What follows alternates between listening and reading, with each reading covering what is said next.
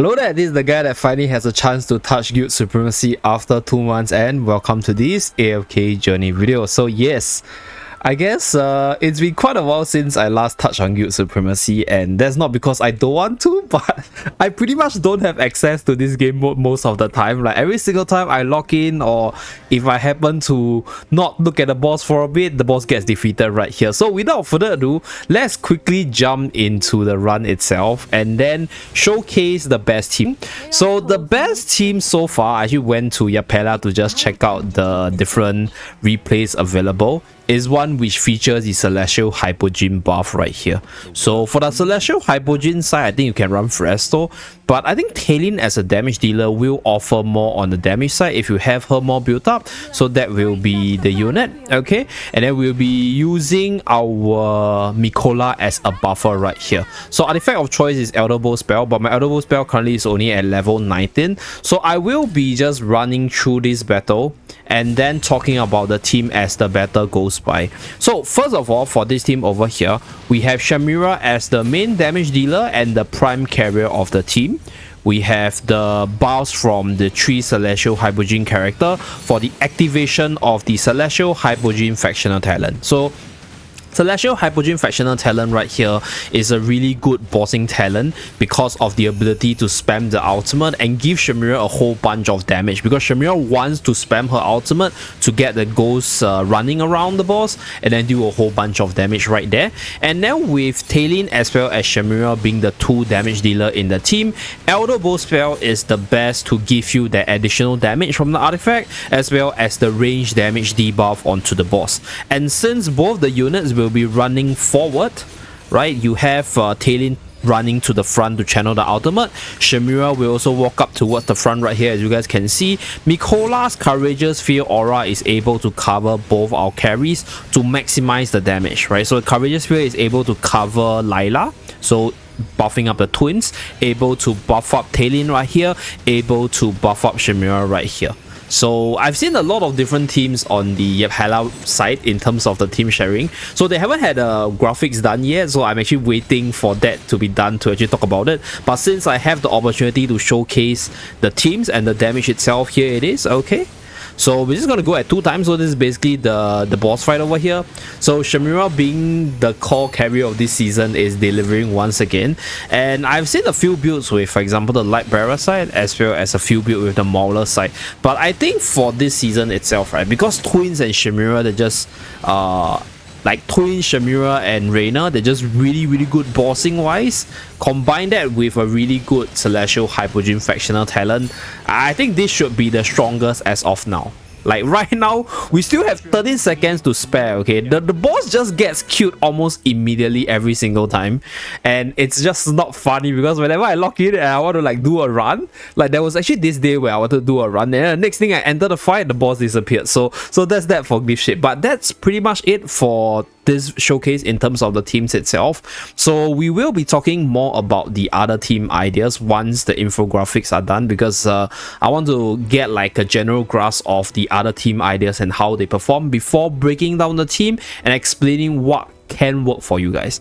So for this fight over here, Shamira will be your core damage dealer, right? For the Talyn itself, I don't think Talyn needs a lot of stats. Like I'm actually using Talyn just as a simple factional talent activator to get the prime carrier ability onto Shamira. Okay, so because of the nature of Guild Supremacy being killed really fast, we had to do the runs really quickly. But right now, we're gonna do a breakdown for this fight to just talk about the different units in discussion, why they are there, as well as the potential substitutes you can use. So first of all, for the team setup itself, we are relying on the Twilight Aria factional talent, which is a Celestial Hypogeum one, because this over here gives energy recovery rate increase, which is greatly beneficial for Shamira.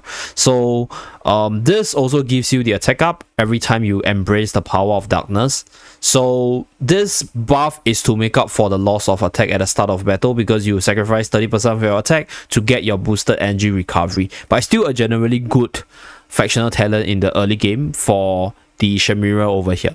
So another unit that we can use in the Shamira slot as a carry would be obviously Faramore. So Faramore does quite a fair bit of damage if you did have him built up, but Shamira still does way more compared to Faramore. So that's for the main carry slot. So there's actually a team that runs both Faramore as well as Shamira, and I believe that's probably the strongest team damage wise, because Faramore is easily number 2 in terms of damage if you're able to sort of focus on his build itself. So I think Faramore and Shamira together with Talin right here is probably like some of the best damage dealers for Guild Supremacy. So that's why I think this is probably a better team setup, but I didn't actually see the message when I was scrolling through the chat, so that's that. I didn't showcase it. The one that I saw was with Mikola, so this was the team that I showcased earlier.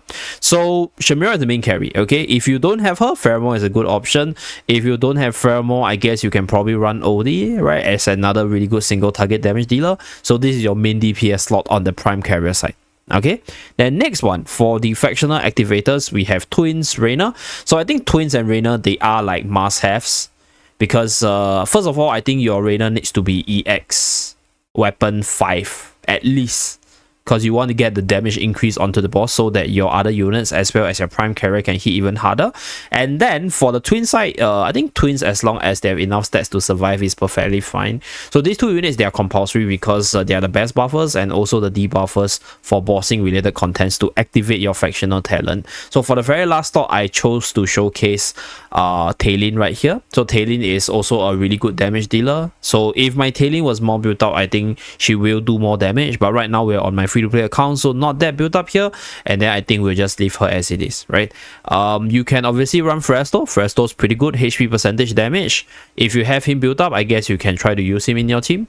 Okay, and then if you have, for example, Skalita, I think Skalita was also showcased in Puzzle's video. So Skalita does have some true damage. I think, yeah, Puzzle actually had Skalita on the thumbnail.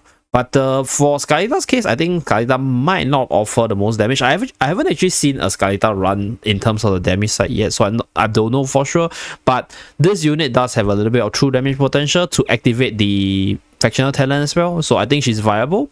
And then just don't use Harak, don't use Dino, and don't use Barrow, because these two, they are for PvP. Harak will eat up your own unit and then you'll die. Quaranaya's not that good as well, because Quaranaya will freeze time, and then this will lower your damage over the course of the whole battle. Dun is obviously not that good for bossing.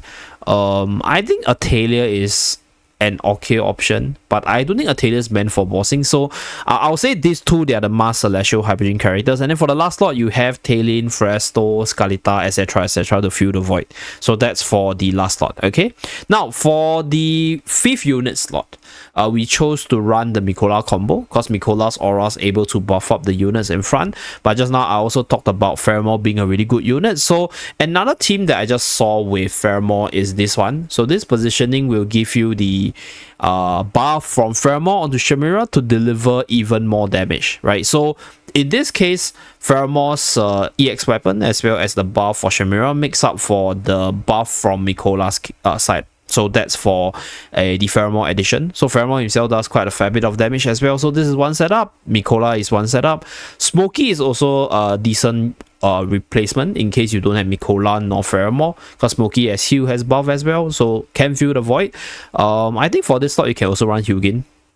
So Hugin has the attack buff, which will amp up your damage, and also a little bit of protection, which I guess is not a must-have. Like, your units can survive perfectly fine in most cases, but having the additional shield definitely helps you survive a lot better. So that's for the last slot, the buffer slot, or that secondary carry slot, if you want to call it, if you're using Faramore. So that's pretty much it for this video in terms of the different team showcase. So I'll wait for Yephela to actually come up with the infographics before breaking down each and every of the team that were tested by other players, because Guild Supremacy is very hard to access game mode. So thank you very much for tuning in. Do remember to like, subscribe to see more. I will see you guys again in my next video.